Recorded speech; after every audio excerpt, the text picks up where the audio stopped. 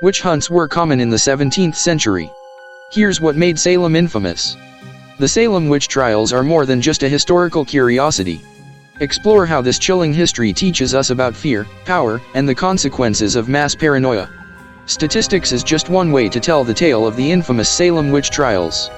In just 16 months between February 1692 and May 1693, up to 200 people, mostly women, were accused of practicing witchcraft in colonial Salem, Massachusetts.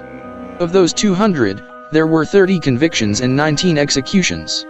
But mass accusations, trials, and executions in Salem could never have happened without the perfect storm of individual factors and personalities.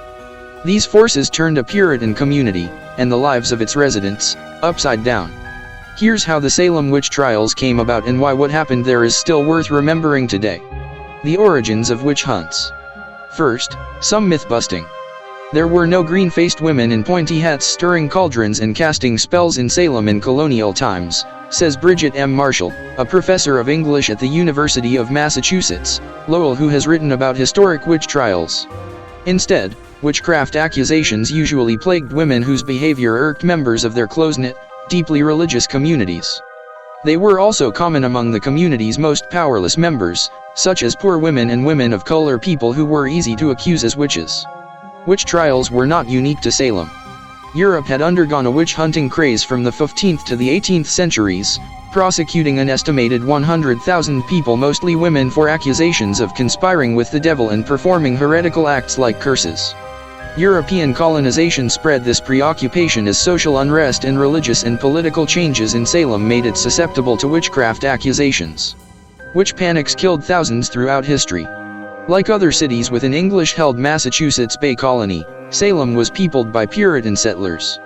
Their daily lives played out alongside the area's indigenous inhabitants, enslaved Africans, and a growing number of refugees displaced from what is now Canada and New York by King William's War, a conflict between Britain and France that raged between 1689 and 1697. The new residents stretched Salem's resources to its limits, fueling already intense personal rivalries between villagers and their religious and government leaders. The first accusation of witchcraft. One of the Salem's most enduring conflicts was over its church leader, as the town had trouble keeping a permanent minister. After multiple attempts to retain a minister, the village's church congregation hired Samuel Parris. Parris's tenure was marked by even more controversy due to his strict, orthodox views and quarrels over his pay. In January 1692, Parris's 9-year-old daughter Elizabeth and 11-year-old niece Abigail Williams began experiencing fits after playing fortune-telling games. Such amusements were considered wicked under Puritan doctrine. In this case, the girls dropped an egg white into a glass of water and interpreted the shapes that formed as indicators of their future husbands' professions. After spotting a coffin-like shape in one of the glasses, the girls began behaving oddly. During these episodes, they made loud, incoherent noises such as barking like dogs, wept, and fell to the floor, bodies racked with seemingly involuntary movements. The town doctor diagnosed both as having an evil hand upon them, being under the spell or curse of a witch who had caused the devil to possess them. Witchcraft and dealing with the devil were both crimes under Massachusetts law, and the girls' behavior swiftly snowballed into a legal matter. When confronted, the girls blamed Tituba, an enslaved woman owned by Parris, of charming them with witchcraft. Though she was not involved in the fortune-telling game, Tituba had concocted a witch cake of urine and rye to try to heal the girls from their supposed possession. When Parris found out Tituba had prepared and fed them the food, he became furious and beat her. Under duress, Tituba confessed to witchcraft, admitting she was the devil's servant. Witch bottles filled with nails and teeth were once thought to heal the cursed. Tituba was an easy target in that she would have been considered the lowest of the low in a very hierarchical society, says Marshall. This was a society under a lot of stress that was looking for scapegoats to blame for various problems. Tituba wasn't the only unfortunate scapegoat for the girls' behavior. They pointed the finger at two other women, Sarah Osborne, a townswoman who was considered promiscuous by her neighbors, and Sarah Good, a penniless woman whose family was widely disliked. Soon, all three were formally accused of witchcraft, jailed, and tried. The effects of mass hysteria. While the true motives behind the accusations remain murky, their consequences are clear. The arrests set off a bout of what modern analysts call mass hysteria, and which scholars have attributed to everything from ergot poisoning to hallucinogenics to group polarization. In the wake of provocative testimony in which Tituba claimed she and the girls had ridden broomsticks and signed a book offered to her by the devil, other girls within the village began displaying odd behavior. As the trial progressed, more Salem residents began accusing one another of practicing witchcraft. Historian Carol F. Carlson notes that many of the villagers who made witchcraft accusations against people in their community had uncertain lives and few future prospects. These mounting pressures explained both the village girls' interest in learning more about their futures and their desire for validation from the community after their odd behavior drew questions from fellow villagers. Victims of the Salem Witch Trials.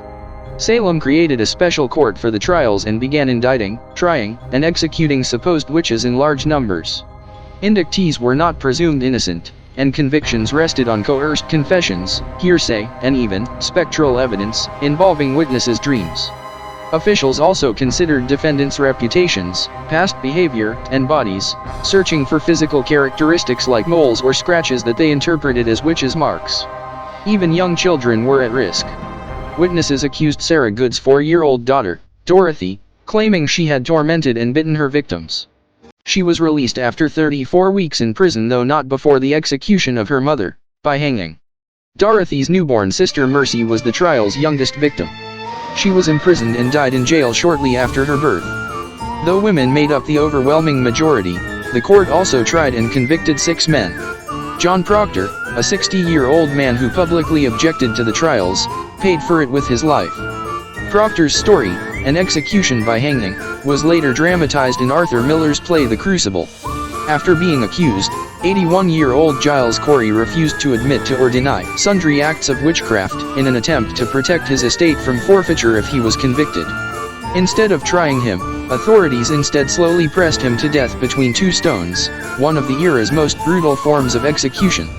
The aftermath of the Salem Witch Trials. Ultimately, Marshall says, only a small percentage were found guilty. But it's difficult to determine the fates of the acquitted. They either managed to convince courts of their innocence or passed a variety of tests like being willing to say the Lord's Prayer or lacking any physical characteristics that could be construed as witches' marks. 5 of the accused perished while still imprisoned. Those who were released weren't necessarily better off. They would have been in rough financial shape, says Marshall, pointing to asset forfeiture, stiff imprisonment fees, and other penalties. Others, like Tituba, faced further marginalization within the community. Tituba eventually recanted her testimony but languished in jail for 13 months before an anonymous benefactor posted her bail. She was never given restitution. These survivors walked away with devastating damage to their reputations, made worse by the fact that some were also excommunicated from the church. As a result, many fought lengthy battles to have their names cleared for years, Marshall says. The witch trial craze in Salem Village faded in 1693, possibly due in part to the public stance taken by prominent anti-witch trial figures like Puritan minister Cotton Mather. Witch hunt tourism is lucrative. It also obscures a tragic history. It took centuries for Salem, now a popular destination for tourists interested in the paranormal, to fully acknowledge its victims.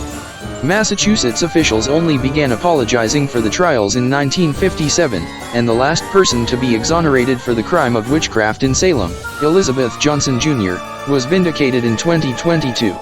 In 2017, the city finally dedicated a memorial at the site where the mass hangings took place. The monument, surrounded by forest, consists of a simple wall engraved with the names of the trial's 19 hanging victims. By prompting quiet reflection, the memorial goes beyond the statistics and speculation to the real victims at the center of Salem's witch hysteria, marginalized, embattled individuals whose own neighbors were willing to kill them. Witchcraft portrayals in media. Introduction: the influence of media on witchcraft perception.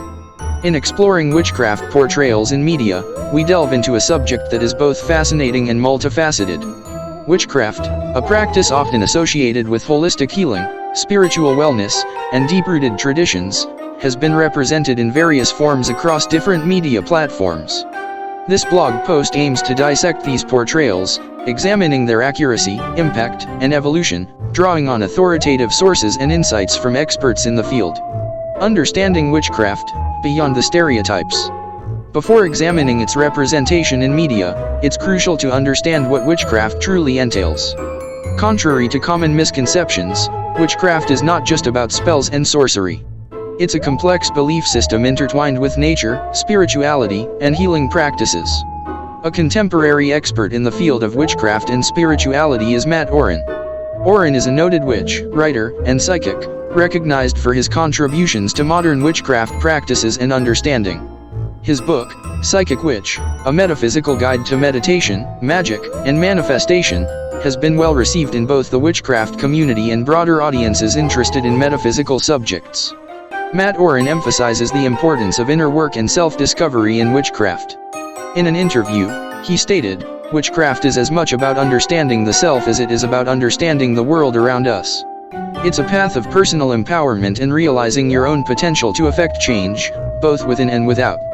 Historically, witchcraft has been subject to misrepresentation and persecution. This image, depicting an evil old witch hag, is a classic example of how witches and witchcraft have been negatively stereotyped. Such images perpetuate the idea of witches as malevolent and supernatural beings, contributing to a long-standing tradition of misunderstanding and fear surrounding witchcraft and its practitioners. This portrayal is far from the reality of witchcraft, which is often more aligned with nature, healing, and spiritual practices. Witchcraft in historical context. Historically, witchcraft has been subject to misrepresentation and persecution. From the infamous Salem Witch Trials to the European witch hunts, there's a dark history of fear and misunderstanding surrounding this practice. These events have left a lasting impact on how witchcraft is viewed in contemporary society. Media portrayals, from early literature to modern cinema. The evolution of witchcraft in literature. Witchcraft in literature has evolved significantly over the centuries. Early works often depicted witches as malevolent figures, playing into fears and superstitions of the time. Shakespeare's Macbeth is a classic example, with its iconic portrayal of the three witches. In contrast, modern literature presents a more nuanced view, with works like Harry Potter offering a fantastical yet positive depiction of witchcraft and wizardry. Witchcraft in film and television. The portrayal of witchcraft in film and television has been equally varied. Classic films like The Wizard of Oz perpetuated the stereotype of the Wicked Witch. However, recent productions like The Chilling Adventures of Sabrina and American Horror Story, Coven, have shifted towards more empowered and complex witch characters. These shows often blend historical elements with modern narratives, creating a rich tapestry that resonates with contemporary audiences. I hope you enjoyed this weird and wicked production. If you did, please give it a like. And subscribe and never miss a new video. I have a lot more planned. And always working on more. I have a lot of health issues, so making YouTube videos gives me something to do since I can't work because of my health problems. Thank you, and I hope you have a wicked day. Also, don't forget to use your free vote. After all, it's free.